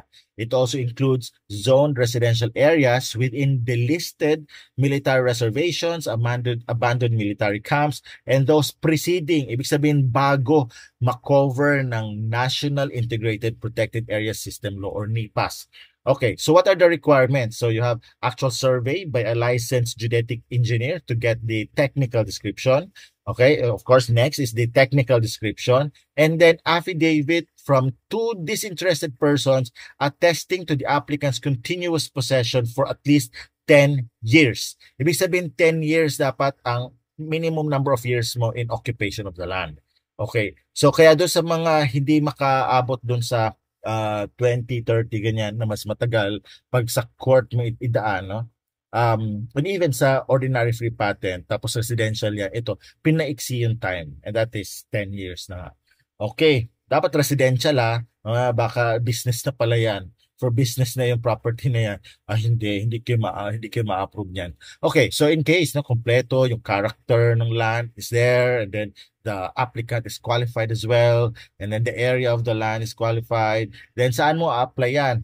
So it will be applied with the Community Environment and Natural Resources Office of the place where the land is located. Now take note that the following restrictions do not apply to lands applied under the Residential Free Patent Act. So you have the 5-year restriction against encumbrance or alienation, except if made in favor of the government. So yan yung restriction. So, hindi applicable. So, immediately from the approval of the free patent, pwede na po ibenta agad yan. Also, right of redemption by widow or legal heirs within 5 years from date of conveyance, hindi na rin apply yan kasi this is immaterial, no? Kasi wala nang prohibition. And also, prohibition against corporations acquiring lands previously issued a free patent title, hindi na rin applicable. So, kaya kung ang land na yan ay issued through a free patent, yung free patentee, ibig sabihin yung nakakuha or nabigyan ng free patent, pwede na agad niya ibenta din sa isang korporasyon. Kung bawal noon, ngayon po pwede na. Okay. Now let's talk about the agricultural free patent, which unlike the residential free patent, this one applies to public agricultural lands. So who may apply for agricultural free patent? Any natural-born citizen of the Philippines. What may be applied for? No more than 12 hectares of alienable and disposable public agricultural lands. Okay, so not more than 12 hectares. Hindi ito sky's the limit, no? Baka isipin nyo, lahat na lang ng lands na makita ko or abot ng tingin ko, applyan ko. And then 12 hectares lang maximum. Now, next, conditions, at least 20 years of continuous occupation and cultivation, either personally or through a predecessor in interest. Ibig sabihin ng predecessor in interest, ibig sabihin yung nauna sa'yo, no? Kung kanino mo rin nakuha yung karapatan doon sa property na yon. So, dapat hindi siya stranger at hindi ka rin stranger doon. Mamaya baka pinasok mo lang yung property, trespasser ka pala. Hindi mo ngayon madidikit or tatawag sa batas yung tuck-in. Hindi mo mata-tuck in ngayon yung period of possession mo dun sa period of possession niya. Okay, so now, take note na dito sa agricultural free patent, 20 years ang period.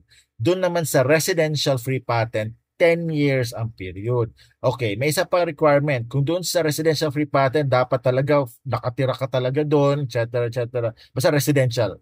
Now here, kailangan may bayad, no? Kailangan nagbabayad ng real property taxes. Now, tanong, pwede ba magbayad na ng real property taxes kung hindi ka pa naman ang may-ari? Of course po, pwede na, no? Basta you are in possession, you are bound to pay real property taxes. Now, will the city assessor's office allow you to pay kahit wala ka pang titulo over the property? Yes po, pwede po for as long as you can present the documentation of your ownership. So, halimbawa, pwedeng deed of sale. Kung wala kang deed of sale, po pwede rin deed of donation, extrajudicial settlement, basta kung paano ka naging may-ari. Now again, go back to Article 712 for the modes of acquiring ownership. Prove that and you will be able to get tax declaration. And also prove that, then you will be able to get title. O yan. Kasi ito kasing Article 712, that's the substantive right. Now, meanwhile, Act or CA 141, PD 1529, and even this Republic Act 11573 are all procedural in nature. Ibig sabihin, sila yung paraan or proseso para ma-implement at maisakatuparan ang sinasabi ng Civil Code, which is a substantive law. Okay, I hope that's clear. Okay, now, saan ka mag-apply ng agricultural free patent? So, you can apply it with a SENRO. Now, kung walang SENRO, then pwede doon sa PENRO. Ano ibig sabihin ng PENRO? So that's the Provincial Environment and Natural Resources Office. Yung SENRO, Community Environment and Natural Resources Office. Okay, so what's the processing period? So within 120 days, actually itong processing period nito dito sa RA 11573, ganun din dun sa batas on residential free patent. So parang ginaya lang, no? So 120 days ang action dapat dun sa application for free patent. So there, no? So I will now skip that. I will now go to the judicial confirmation of imperfect title.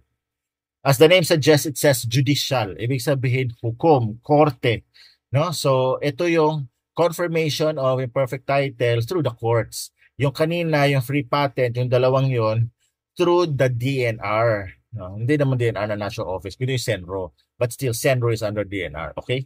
Now, saan mo ipa-file?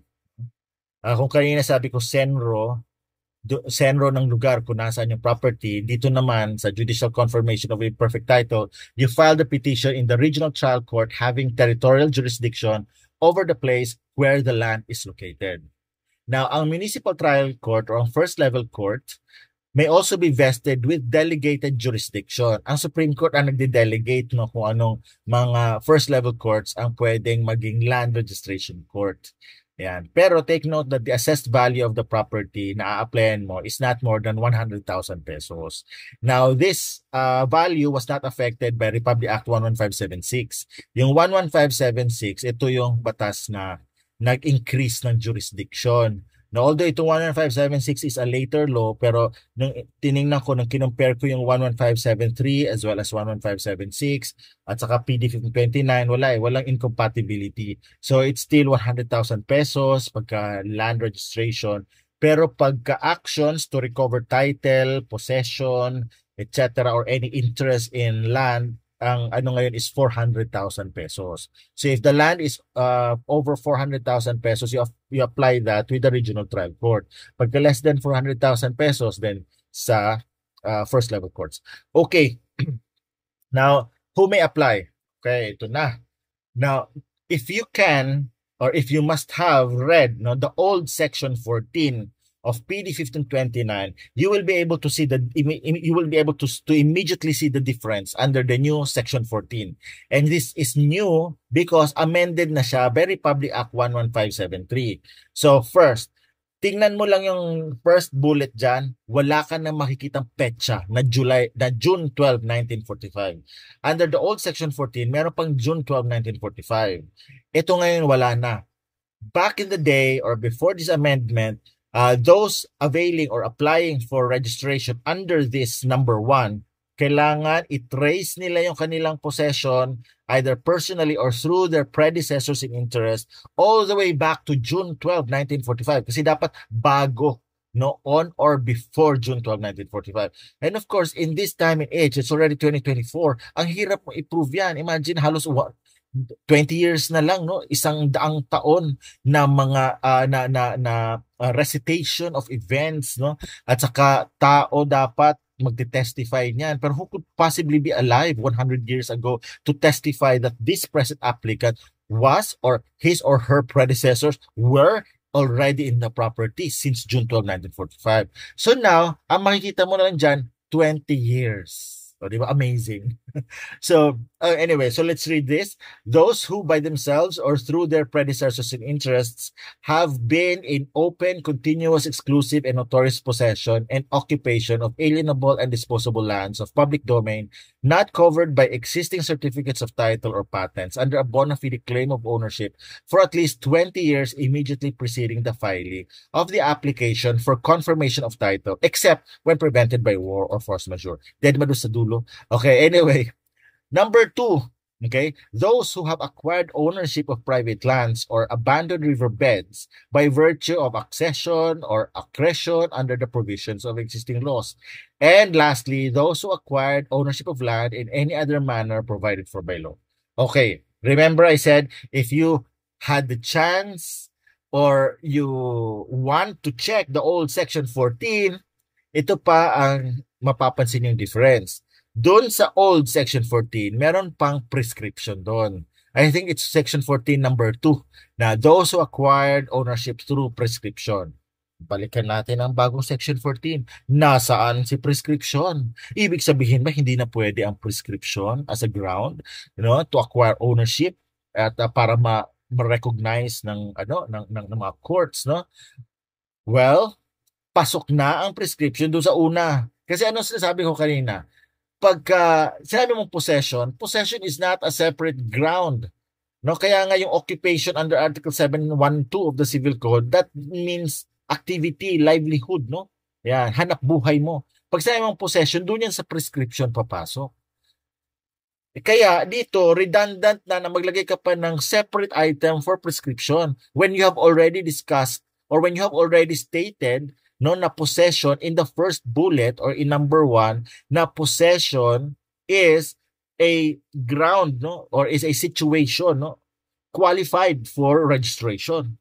So kaya as explained in a case that I will discuss later, pagka prescription ang pinag-usapan natin, ang susundin natin itong number 1.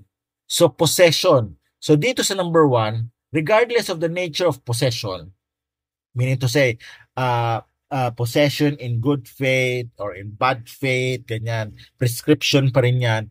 Pero ang maganda or kakaiba dito is that 20 years, ang specific period of possession. At ano yung sasabi ko kayo na? Pagka ordinary prescription, 10 years. Extraordinary prescription, 30 years. Kalimutan mo na yan pagdating sa registration of lands. Pagdating sa registration of lands, isa na lang ang period.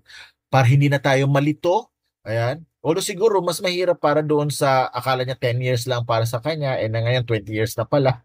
O di ba madadagdag pa siya na another 10 years. Pero at least no, ano na streamline, naging uniform na pagdating sa possession, whether that's by ordinary prescription or extraordinary prescription, 20 years na lang siya ngayon.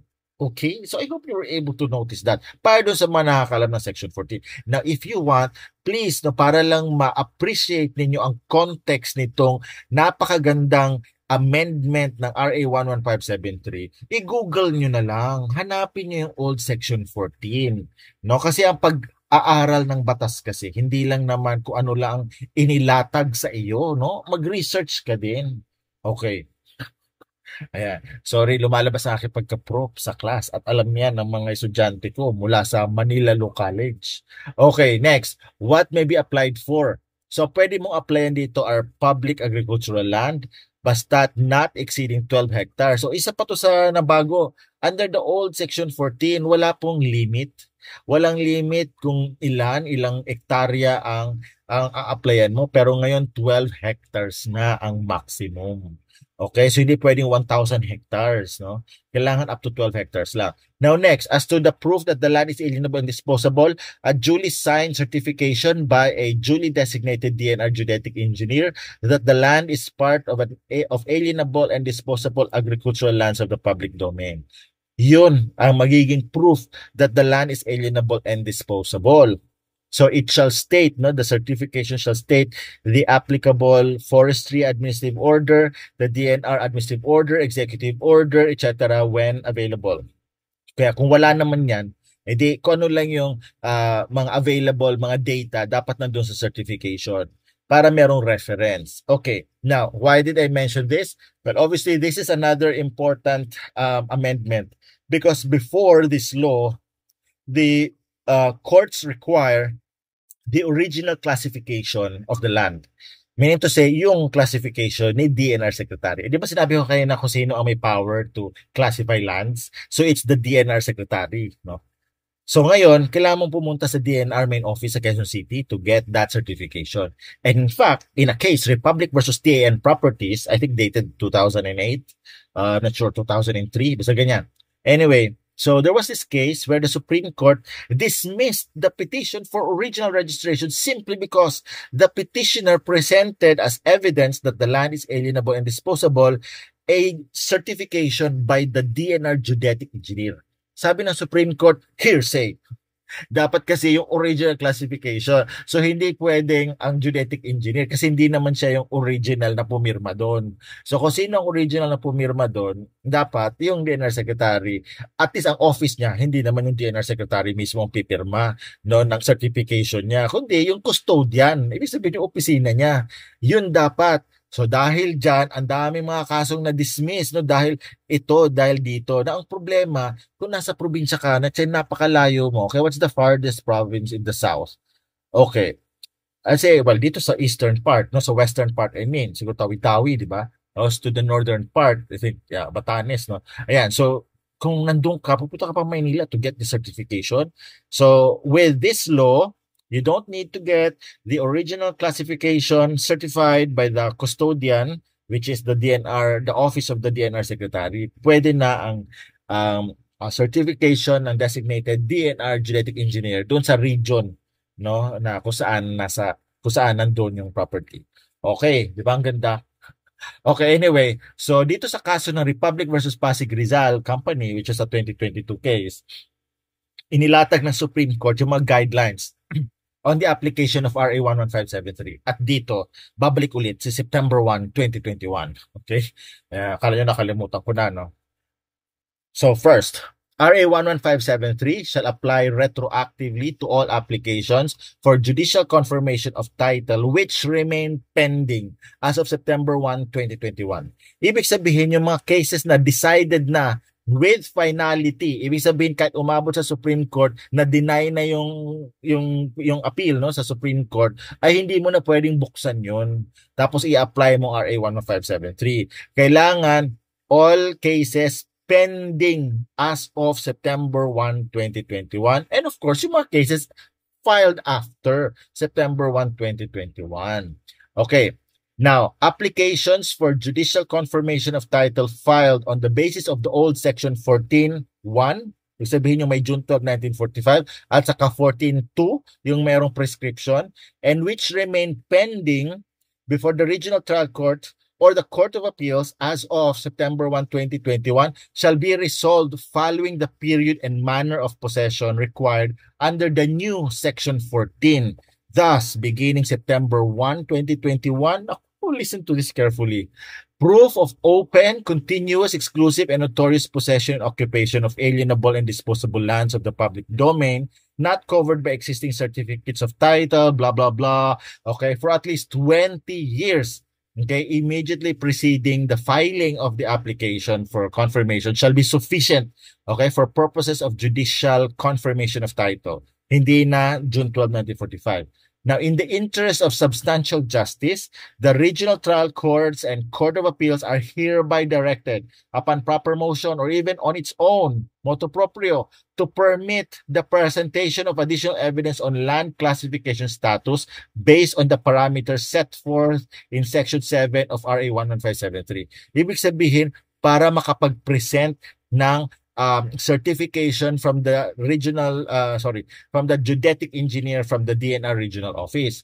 Now, such additional evidence shall consist of, ito na nga, certification issued by the DNR geodetic engineer, which states that the land subject of the application for registration has been classified as alienable and disposable land of the public domain, bears reference to the applicable forestry administrative order, DNR administrative order, etc., and indicates the number of the LC map covering the land.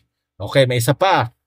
In the absence of a copy of the relevant issuance classifying the land as alienable and disposable, the classification must additionally state the release date of the LC map, etc.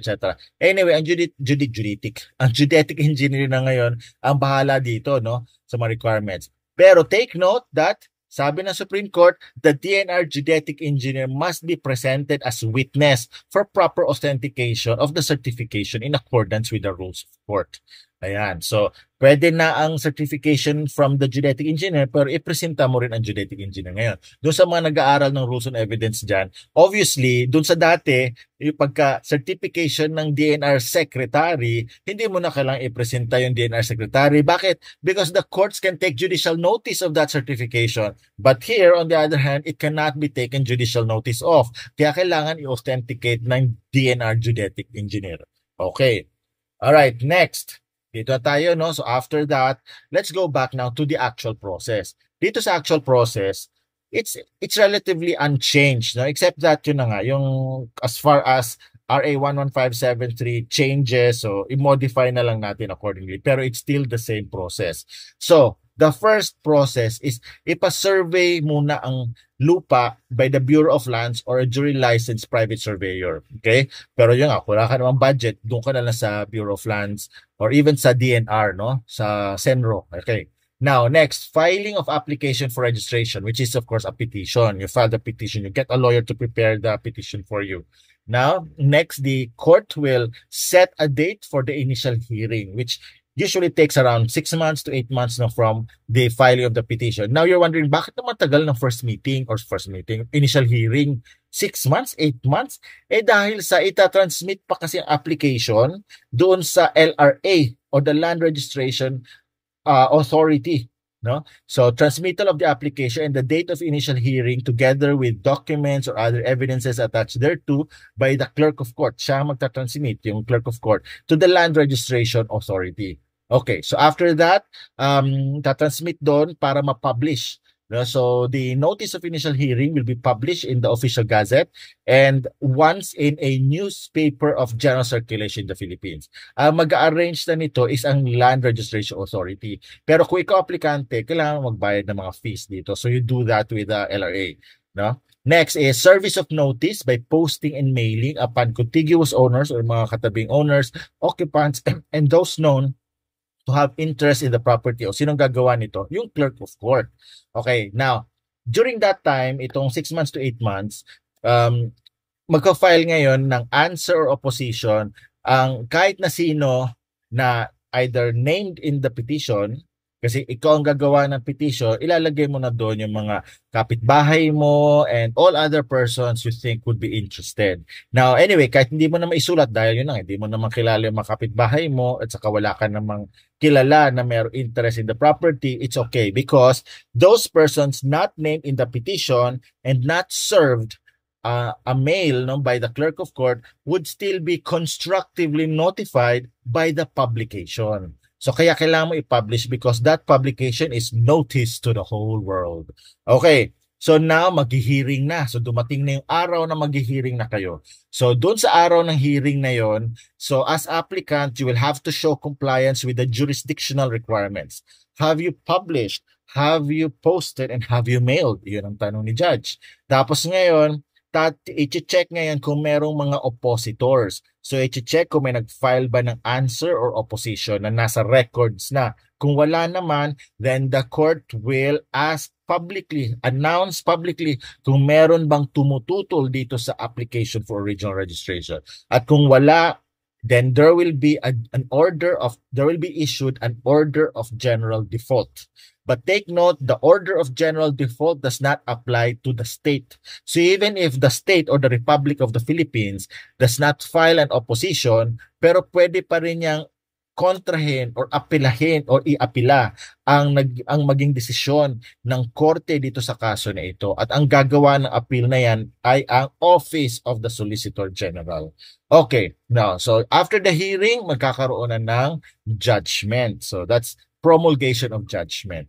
Okay. Now, after the judgment, assuming the judgment becomes final and executory na according to the rules of court, ayan. So, after that is ita-transmit ngayon ito doon sa LRA or the Land Registration Authority. Tapos, ang LRA naman is i-enter niya ang decree of registration. Okay? Tapos, ita-transmit naman ng LRA sa corresponding or sa proper register of deeds yung decree of registration para ma-issuehan ngayon ng original certificate of title at owner's duplicate of the original certificate of title. Okay? So dalawa po yan, yung original certificate of title pati owner's duplicate of the original certificate of title. Kanino or saan napupunta yung original OCT? Yung original OCT, nandun lang yan sa Register of Deeds. Meanwhile, the owner's duplicate of the OCT will definitely go to the landowner. Okay, let's talk about the remedies.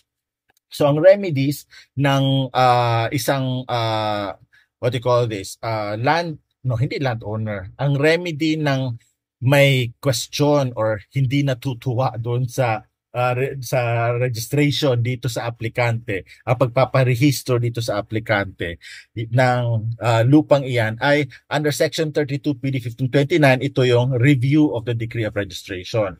So take note na it should be grounded on actual or extrinsic fraud. No? So sasabihin niya merong fraud, may paglilinlang, no?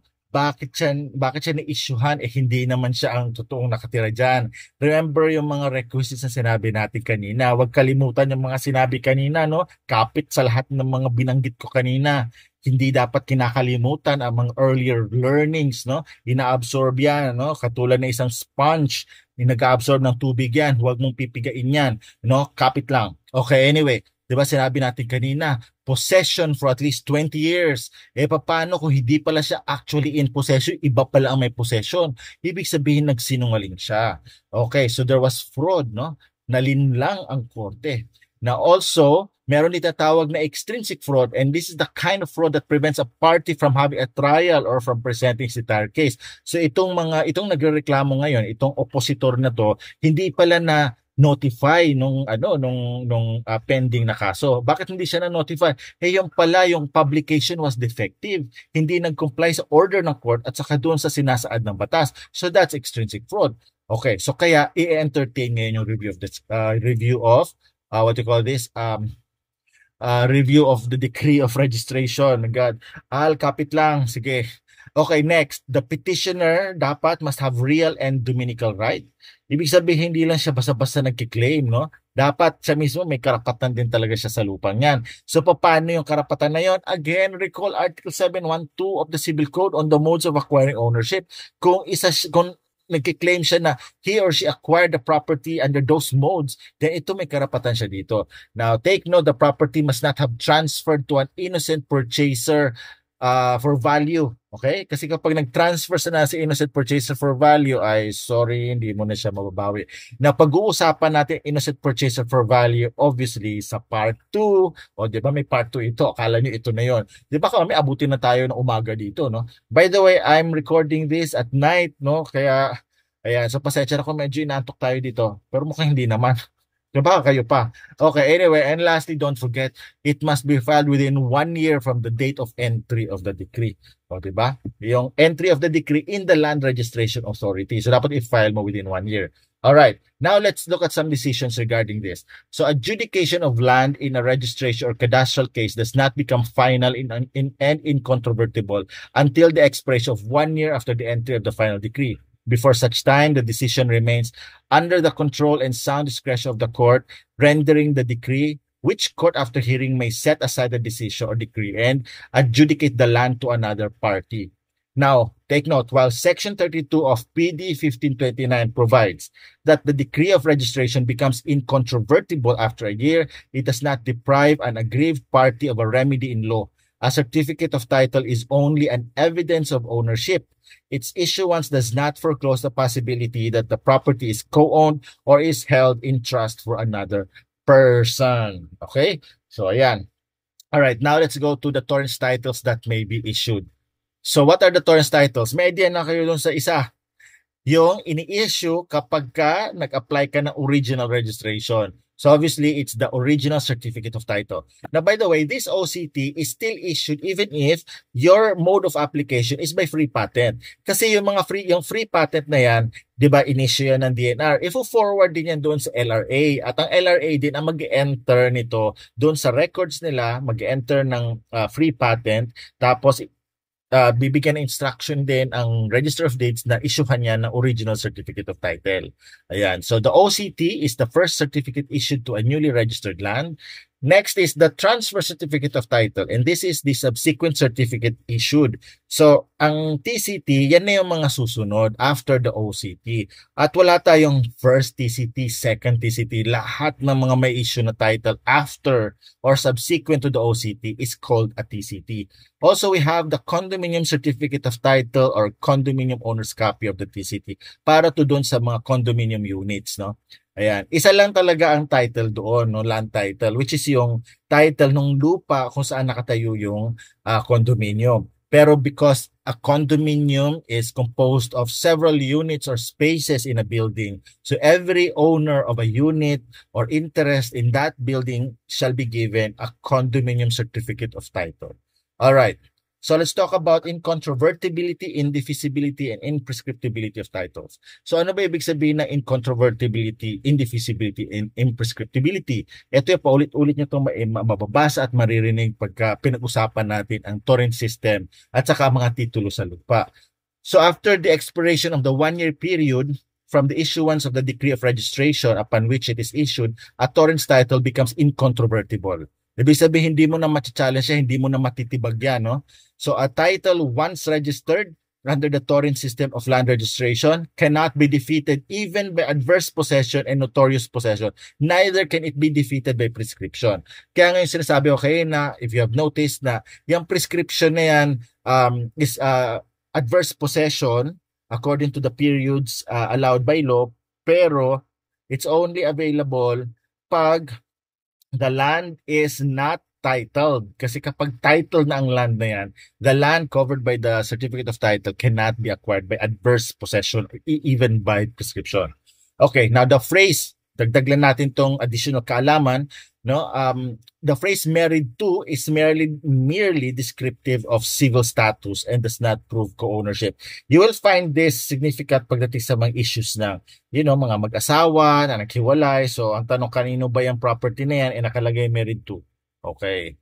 So, does this mean that it's conjugal in nature or community property? Paano kung yung property was acquired before the registered owner got married? Oh, ibig sabihin separate property niya. Pero napatituluhan niya Kasi nga, di ba, 20 years na maghihintay ka para mapatituluhan mo, etc., etc. Or baka nga, na-delay lang talaga ang pag-register kasi ang mga tao talaga hindi naman concerned masyado sa titling, basta sila na yung nakatira, okay na sa kanila yon. Pero anyway, nung pinatituluhan, ay may asawa na siya. Kaya nakalagay married to. So ito ang sinasabi ng Supreme Court. It's not conclusive that the land is conjugal or community property because that phrase married to is merely descriptive of the civil status of the person or the registrar. Ibig sabihin, hindi na siya single. Kaya maghanap ka na ng iba mong lalandiin. Okay, next. A certificate of title shall not be subject to collateral attack. It cannot be altered, modified, or cancelled except in a direct proceeding in accordance with law. Okay. Now, take note, while an inherently defective Torrens title may not be ordinarily cancelled even after even after proof of its defect, the law, however, allows or safeguards the rightful party's interest in the titled land from fraud and improper use of technicalities by allowing such party in appropriate cases to judicially seek reconveyance to him of whatever he has been deprived of as long as the land has not been transferred or conveyed to a purchaser in good faith. Naku, napakaganda ng ruling na to. Ibig sabihin, kahit nalagpas ka na ng 1 year to review the decree of registration, okay, pwede ka pa rin mag-avail ng mga remedies mo under the law. Okay, particularly yung nabanggit ko kanina, remedies to recover property. Balikan niyo yun if you like, no? Pero when it comes to ownership, ang modes of recovery mo or ang remedies mo ay action revindicatoria or action for quieting of title or removal of cloud. So dalawa yun, no? So available yung dalawang remedies na yun dun sa claimant na hindi nakapag-file ng petition for review of decree of registration within 1 year from the entry of that decree of registration. Yan po ang sabi ng past covers Kupuyok. Okay. Now, where two certificates of title are issued to different persons covering the same land in whole or in part, ano ang mauna? Ano ang mangingibabaw? Yung title na may earlier date, no?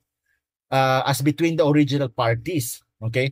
And in case of successive registration where more than one certificate is issued over the land, the person holding under the prior certificate is entitled to the land as against the person who relies on the second certificate. Now take note, this is only applicable kapag walang problema doon sa unang title. Ibig sabihin, hindi mo siya mako-question for being void or in case the property was illegal or fraudulently registered. So, baka mamaya may kapas available remedies eh. So, dapat above board talaga yung first title na yun para masabing source of better right siya. Okay, now, whoever holds Torrens title in his name is entitled to the possession of the land covered by the title. Possession, which is the holding of a thing or the enjoyment of a right, is but an attribute of the registered owner. And this is why kapag may titulo ka na, you are entitled to the possession of the property even if that property is possessed by another person. At may mga remedies naman available. Basta idaan mo lang talaga sa tamang proseso. Huwag naman yung you will commit violence, no? And murder, just to get a property. You know what? Life is more important than property. Okay? So, kaya remember, registration is not ownership. A certificate of title is merely an evidence of ownership or title over the particular property described therein. Okay? Alright, so sana may natutunan kayo. Now, let's test that knowledge. Gawa at mag-exercise tayo ngayon. Alright, so first question. What principle postulates that all lands and resources belong to the state and private ownership is derived from it? Dun, dun, dun, dun. So the answer is Regalian Doctrine. Ayan. Okay, nakuha ba ng lahat? Okay, let's go to the next question. What doctrines or postulates that what doctrine or doctrines postulates that a certificate of title cannot be modified or assailed a year after its issuance? Okay, the answer is incontrovertibility and indefeasibility of title. O yan, so nakuha ba ng lahat? Okay, basta ako nakuha ko. Okay, next question. Within what period may a decree of registration be reviewed? Dun-dun-dun-dun. The answer is 1 year. Ayan, nandun na pala. Okay, next. True or false? True or false? True or false? After the expiration, ayan na pala, bakit lumalabas na yung sagot? Okay, anyway, after the expiration of the period to review the decree of registration, there is no other remedy to assail the certificate of title. Obviously, the answer is false because as I have said, pwede i-avail ng claimant ang action reivindicatoria or quieting of title. Ayan. So, thank you so much. Now, take note, part 1 pa lang ito. No, meron pa tayong part 2.